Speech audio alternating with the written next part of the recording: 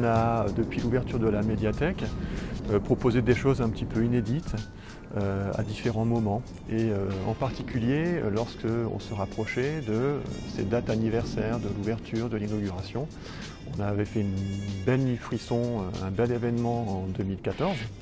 L'ouverture de la médiathèque jusqu'à minuit, avec beaucoup d'animations un petit peu inédites. Et là, à l'occasion, oui, des 4 ans, on a eu envie de donner à l'équipe l'occasion de reproduire quelque chose, de présenter quelque chose, d'imaginer quelque chose à destination du public. Et ça peut vouloir dire qu'on le refera à 5 ans, à 6 ans ou pas. Un bilan très positif en fait, beaucoup je trouve, de rencontres. Moi j'ai envie de retenir ça. Il y a beaucoup de chiffres qui pourraient attester d'une réussite, d'une fréquentation, d'affluence, un nombre d'inscrits qui s'est envolé dans les 2 premières années, qui s'est ensuite stabilisé.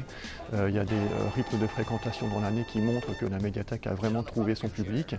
Et ce qui me semble important de souligner, au-delà de ces chiffres, de ces statistiques qui montrent l'engouement de la population, c'est effectivement ces rencontres qui ont pu intervenir entre les bibliothécaires, le public, ces témoignages qu'on a de moments un petit peu émouvants, inédits, voilà, de belles rencontres entre les gens, entre des auteurs, entre des personnes qui se déroulent ici.